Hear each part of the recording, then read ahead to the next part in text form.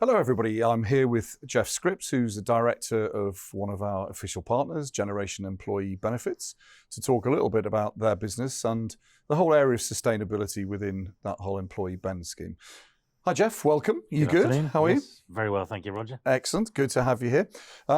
Just for the benefit of people who are watching this, just tell us a little bit about Generation Employee Bens and what you do. Yeah, certainly, yes. So we're a small sort of business, but we're vastly experienced. We've got a small team, 10 or 11, and we do employee benefits, which encompasses everything from pensions to private medical schemes to electric vehicle schemes, anything that an employer wants to put in, and we deliver a kind of personal and a consistent service, and therefore we drive engagement with the employees more than perhaps some of our competitors, right? Due to the nature of who we are. Yeah, good. Now you talked about pensions. I read somewhere, and tell me if this is erroneous or not, but I read somewhere that employees can make a much bigger difference on a global sustainability impact by affecting or moving their pensions or around than they can actually by doing stuff that they do at home, from recycling to use of single-use plastic. Is that true?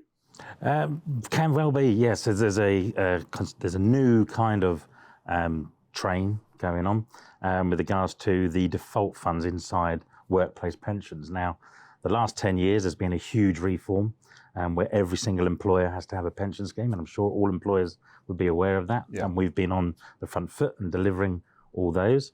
And since then, the last 2 or 3 years, those default funds have grown to some sizable sums. For instance, Aviva's is around 6-7 billion. People's Pension and Nest are over 10 billion. And in the last year or two, there's been a regulation change in the offing, which will come through over the next year, which will allow these default funds to invest in off-market environmental projects. Oh, okay. Because at the moment, they're kind of restricted to all listed-only companies, stock markets, commercial property and such like. But they'll be allowed to move up to 5, maybe 10% into off-site projects, which will mean a large investment coming through, and every single employee is invested in the main in these kind of funds. Interesting, because we've had conversations at EBN level with an awful lot of great organisations, really impressive businesses that are making a difference to the world.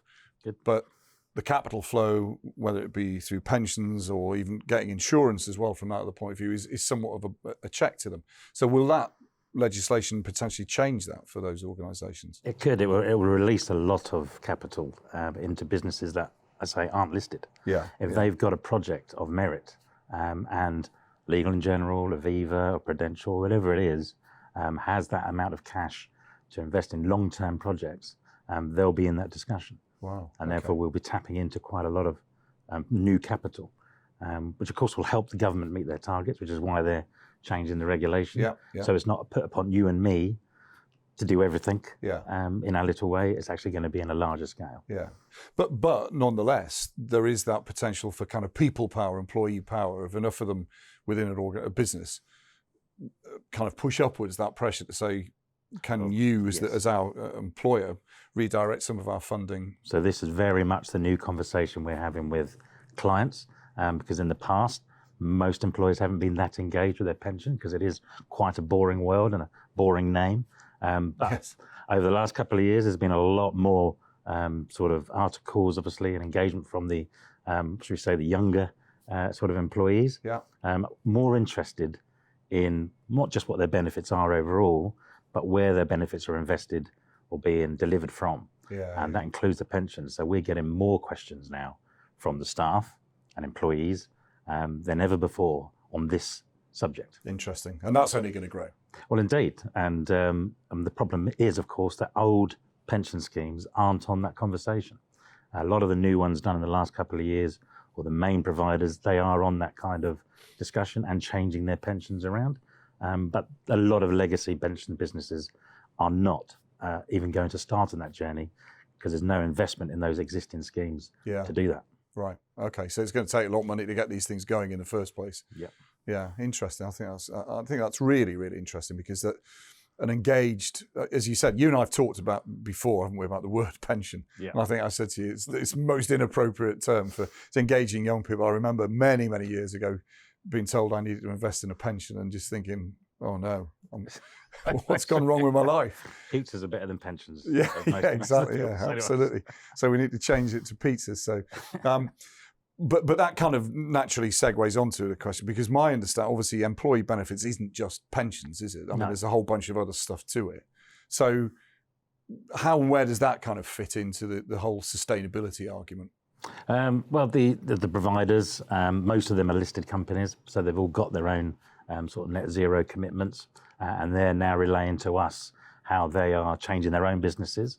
So therefore, the supplier of those benefits, whether that be group life assurance, private medical insurance, income protection, all those main old stay sort of benefits, they're now having to demonstrate what those as companies are doing. So whilst the actual proposition themselves, it is what it is, the actual people delivering those propositions have to demonstrate what they're doing. Yeah. And likewise, the clients and the companies that we deal with are also asking questions now of those suppliers. So we're there in the middle, making sure that, as usual, every company has the right deal, the right provider, providing the right cover for their employees and engaging their employees. And I say we're also now starting to be in that conversation. Yeah. So one of the core templates, if you like, of the EBN is that business needs to be at the forefront of change from a protecting or saving the planet, but also there needs to be short to medium term financial incentive to every business to be involved in this, to make what will be potentially a green premium or to suffer a green premium. Do you see everything that you just talked about here mushrooming in terms of scale and importance, and therefore will people be able to make money out of that? Which people? Well, I suppose is it going to be the providers that are going to see a whole new marketplace open up, and then for business like yours as well? So yes, from the provider's perspective side of the desk, you have to think a lot of that is also protection of their business, because of course if they're not displaying those kind of characters and delivering sort of energy efficient sort of solutions or pensions that are investing in those kind of projects, then they are going to lose business. Yeah. And that's the same in any industry by looks of things, and that's what pensions are invested in. They're invested in these listed companies that are all going through those same challenges. So they're probably doing it from a protective point of stance, as well as actually being involved there. Some pension providers are heavily more involved than others. That's obvious to see. So what we can do as a sort of broker in the middle is kind of deliver those solutions in a more environmental way, if you like. So we're using technology a lot. So we have a benefit hub where an employee can come online and access all the details of the benefits in one easy way and interact with those benefits, and also choose and change their levels of benefits if allowed in those propositions. And the new benefits coming along, which benefit employers, are like electric vehicle schemes. So they're still allowed to be delivered on a salary exchange basis, whereby... Sorry, explain salary exchange basis to me. Yes. Not just for me, Yeah, so as a company car, they also only have 2% benefit in kind at the moment. So as a package to employees, or mainly directors or management, that's very cost efficient for that individual. But salary exchange means that they can deliver those after tax.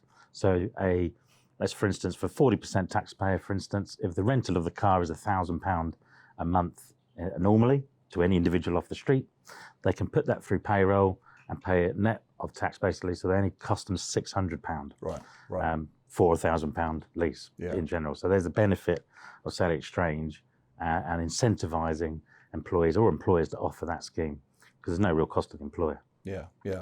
Now that makes sense. I understand that, and I was only partially being stupid on purpose to an extent, because I think that there is many of the organisations who are your customers, and you will deal with large corporates all the way, but you would help organisations who might not have all of that expertise in house through departments. You're very good at that sort of stuff, aren't you? That translation, if you like. Well, yeah, absolutely. So part of our sort of skill as a sort of independent employee benefit is to have a complete wheel of referral professionals.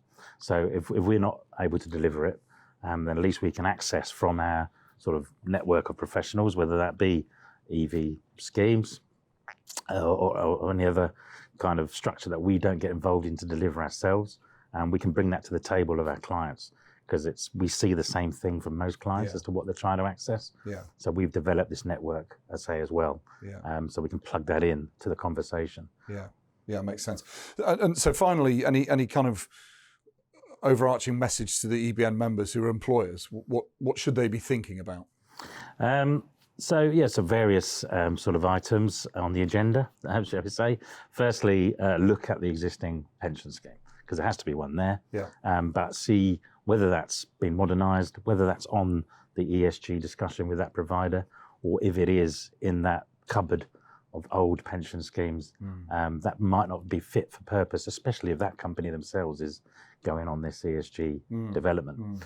A general review of the existing employee benefit package is always a good thing because the employees are getting more engaged. Most employees didn't know what they had 5 or 6 years ago. Now they're getting more keen on what a benefit is because 10 years ago or so, only 5% of companies actually had a pension scheme. Now everyone has a pension scheme. And that means they're looking for the next thing. Yes, yeah.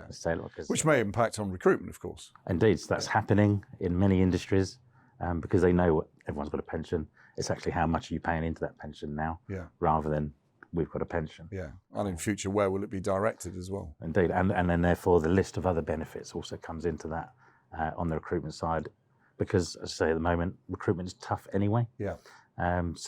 Extending that package without necessarily it costing an earth to provide it, and that's our skill, is to make sure that we can match the budget of the employer whilst also meeting any environmental or ESG commitments they're making as well. Yeah, perfect. Makes a huge amount of sense. It's so this is a story that we will evolve through your relationship with EBN, and if anybody out there's got any interesting questions or interested in that, then Jeff's available to talk about it. So yeah, we'll do this again and we'll do a little bit more, but I've genuinely learned a lot just by sitting and talking to you. So thanks, Jeff, and good to see you. Thank you very much, Roger. Cheers.